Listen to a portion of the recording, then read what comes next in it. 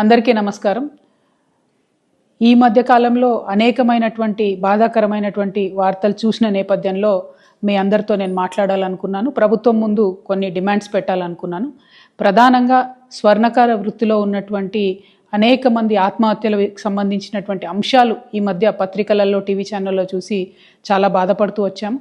వాస్తవానికి విశ్వకర్మలందరూ వారి చేతి వృత్తులన్నీ కూడా తెలంగాణకే కాదు యావత్ భారతదేశానికి ఊపిరిపోసినటువంటి వృత్తి పనులు ఇవన్నీ కూడా. అవన్నీ నెమ్మదిగా కార్పొరేట్ సంస్థలు వచ్చిన తర్వాత మరి మరుగున పడుతూ వచ్చినటువంటి విషయం మనందరం కూడా గమనిస్తున్నాము.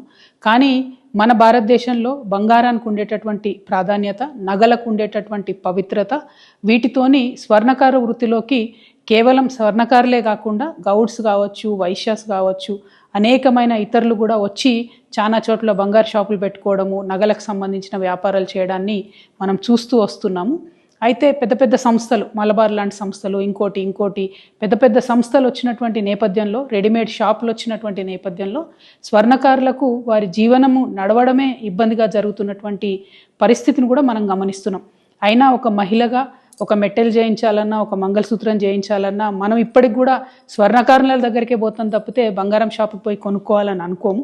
కాబట్టి ఇంత పవిత్రమైనటువంటి వృత్తి, ఆ వృత్తి చేసేటటువంటి వారందరినీ, వారి కుటుంబాలని కాపాడుకోవాల్సినటువంటి బాధ్యత మనందరి మీద కూడా ఉన్నది.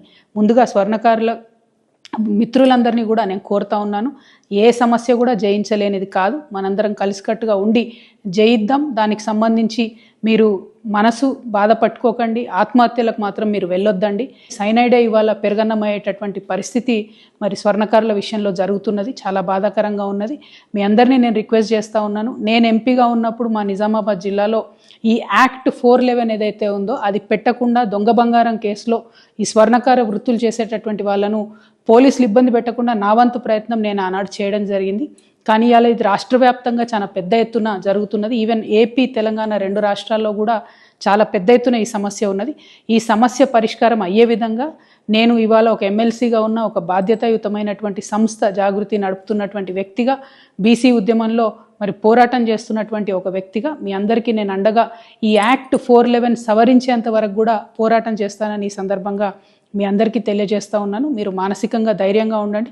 ఎట్ ద సేమ్ టైం నేను ప్రభుత్వాన్ని కూడా డిమాండ్ చేస్తూ ఉన్నాను, పోలీసులు తమ పని సులువు చేసుకోవడానికి దొంగ కన్నా ముఖ్యంగా వెళ్ళి స్వర్ణకారులను పట్టుకోవడం జరుగుతూ ఉన్నది. ఇది వారి ఆత్మగౌరవానికి సంబంధించినటువంటి అంశం, వారి కుటుంబ భద్రతకు సంబంధించినటువంటి అంశం. కాబట్టి పోలీసు వాళ్ళు చాలా సున్నితంగా ఈ వ్యవహారాన్ని డీల్ చేయాలని చెప్పి కూడా నేను కోరుతా ఉన్నాను. ఎట్ ద సేమ్ టైం మనం అభివృద్ధి కోసం కూడా చాలా ప్రయత్నం చేయాలి. కాంగ్రెస్ పార్టీ కామారెడ్డి డిక్లరేషన్లో వృత్తి పనిదారులందరికీ కూడా ప్రతి జిల్లా హెడ్ క్వార్టర్లో 5 ఎకరాల స్థలం ఇచ్చి షాపింగ్ మాల్స్ కట్టిస్తామని చెప్పడం జరిగింది. అట్లానే పర్టికులర్లీ స్వర్ణకారులకు సంబంధించి అనేకమైన స్కీమ్స్ ఇస్తామని చెప్పడం జరిగింది. ఆ స్కీమ్స్ అమల్లోకి తీసుకొచ్చినట్టయితే మన స్వర్ణకారుల బిడ్డలు కూడా కార్పొరేట్ సంస్థలకు తీసిపోని విధంగా ధీటుగా మంచి బ్రాండ్స్ని కూడా నిర్మించేటటువంటి సత్తా ఉన్నవాళ్ళు, సెంటిమెంటలీ మాకు మహిళలందరికీ స్వర్ణకారులే కావాలి కాబట్టి స్వర్ణకారులు చేసే వృత్తిలో ప్రభుత్వం తోడ్పాటు అందించాలని చెప్పి ఈ సందర్భంగా నేను డిమాండ్ చేస్తూ ఉన్నాను.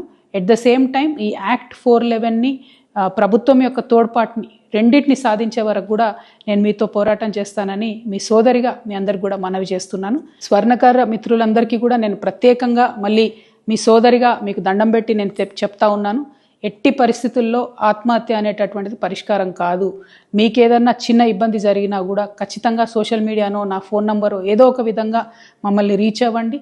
పోలీసుల విషయమైనా ఇంకోటైనా తప్పకుండా మీకు అండగా మేము నిలబడతామని చెప్పి తెలియజేస్తూ ఉన్నాను. చాలామంది నకిలీ పోలీసుల వేషంలో కూడా ఈ మధ్య మిమ్మల్ని మోసం చేసి భయపెట్టే ప్రయత్నం చేస్తూ ఉన్నారు.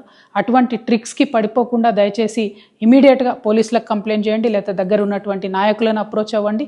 అల్టిమేట్గా ముందు మనం బతికుంటేనే పోరాటం చేయగలుగుతాం, ముందు మనం బతికుంటేనే మన బిడ్డలకు మంచి భవిష్యత్తు ఇవ్వగలుగుతాం. కాబట్టి ఆత్మహత్య వైపుగా వెళ్ళవద్దని చెప్పి స్వర్ణకార మిత్రులందరినీ కూడా నేను ప్రార్థన చేస్తాను.